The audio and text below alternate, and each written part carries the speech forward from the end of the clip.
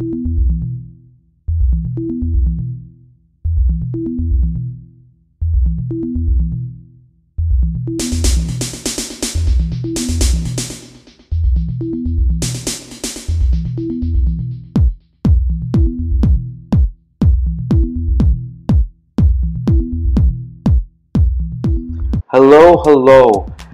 I have in my hand today the new Nokia 8 Sirocco, which has just come out. I don't know if you watched my last video, but I was at the event, the launch event at the Green Planet in Dubai. Nokia had invited some of us, and I managed, they gave us each a Nokia Sirocco to try out for photography. And we got to take it home, so I've got it with me. I've already unboxed it, but that's what the box looks like. Fairly standard.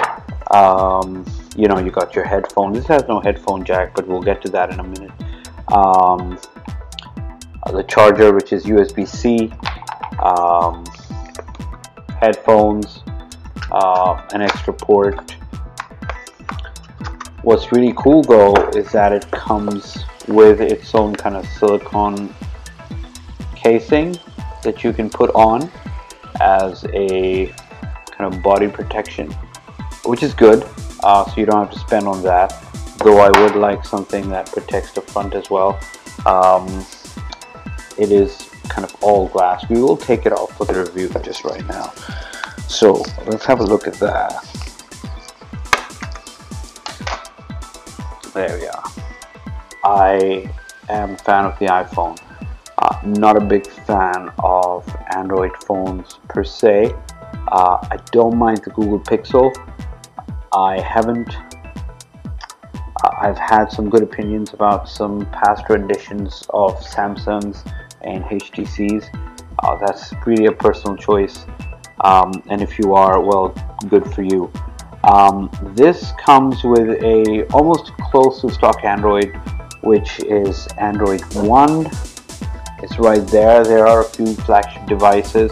Android 1 is it's not pure Google stock like the one that comes on the Pixel, but it's very, very close to that. It's kind of like a skin on top of Android that they've put. So I think one of the reasons they've done it is because every smartphone started to develop their own kind of skin on top. What that was doing was it was giving people different experiences across different phones. It also made them put up bloatware and everything, but a lot of the flagship phones now, in this case I think the Nokia 8 Sirocco, the 7 and the 6 Plus that they've come out with, these are with Android 1 now. So Android 1 is something that Google provides, and it offers it on certain phones. This phone I've been using it for a few days. I've always been a fan of Nokia myself. Nokia was the first phone I ever had. Back in the day, it was the 3310. I also temporarily owned, for a very short period, the original, was it the 8110 Sirocco? The kind of like this kind of really premium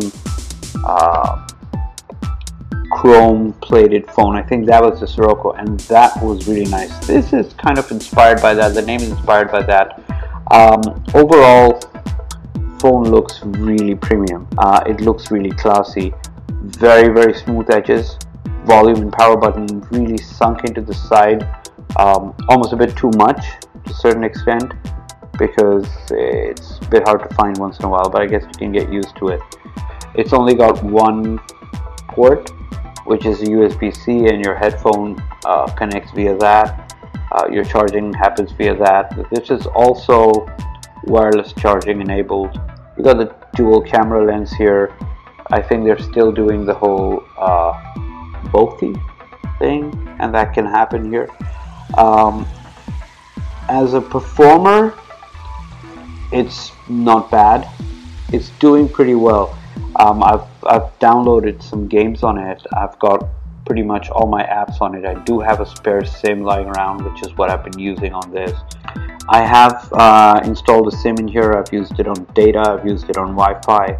I've used it for calling, for messaging, all of that. Overall, this is a pretty decent performer. I feel that the chipset is kind of, they're using an, well, I wouldn't call it outdated, but they're using last year's chipset, whereas all your other premium Android brands are moving to better chipsets. The processor, therefore, like in certain games that have a lot of action, that have a lot of movement, I feel like it lags. It did kind of reboot during a game. The screen looks really nice, but I'm not sure it has the pixel depth that I expect, because when I look up really close at certain content that wasn't created on this phone, for example, you've got your like any picture I take with this looks really great, but anything else like a video or anything that comes in and I view that, I can almost see the dots. That's okay, it's passable, but it's not necessarily to my liking. The camera is kind of alright. When you look at other flagships currently, it's a bit behind, and I'm not too kicked about that. It does have this kind of fingerprint sensor in a comfortable position that a lot of other phones are having. It's way better than having it down here. You've got your fingerprint sensor here, so the moment I kind of pick it up, I just tap on the back there and it's on. It's perfect, it's ready for me to play with. The battery life is really good on this. I'm fairly impressed. I think just generally, not only is the battery life good, but because it's USB-C, we've got faster charging happening here, so that works out really well for me. In just general look and feel, this phone is really premium. It's got all kind of this glass here, glass at the back. It does have the fingerprint problem. It does leave a lot of fingerprints.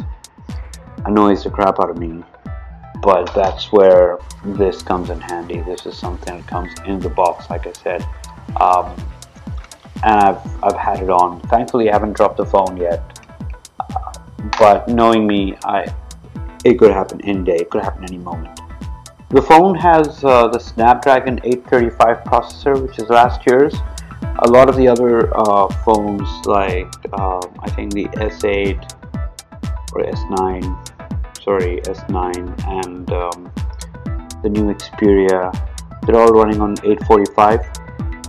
However, this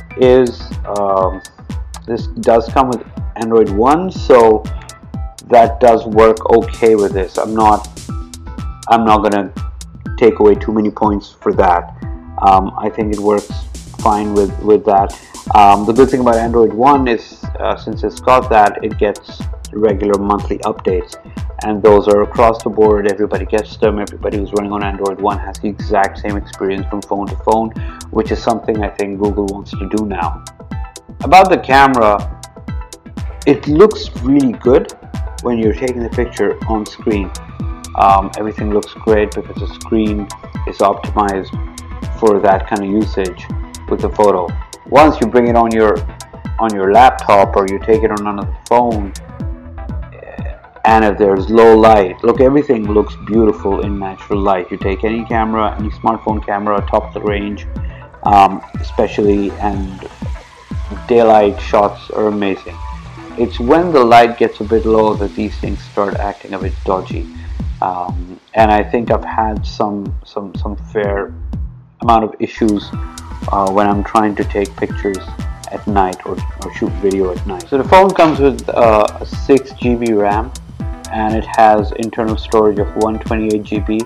It does not have a micro SD slot, which is okay, I guess. 128 GB, for me it works fine. I've got 256 on my iPhone, and that's a lot. But 128 on this for me would be fine.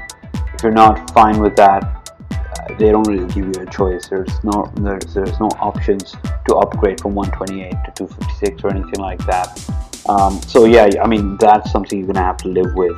If 128 is not good enough for you because you store a lot of movies or have a lot of apps or something like that, well, that's just something you're gonna have to live with. The single port thing doesn't really bother me.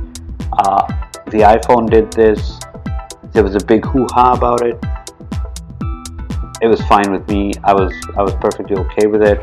I think we all get used to it eventually. Thankfully, the headphones that come in the pack are USB-C. Oh, the first time I'm opening this.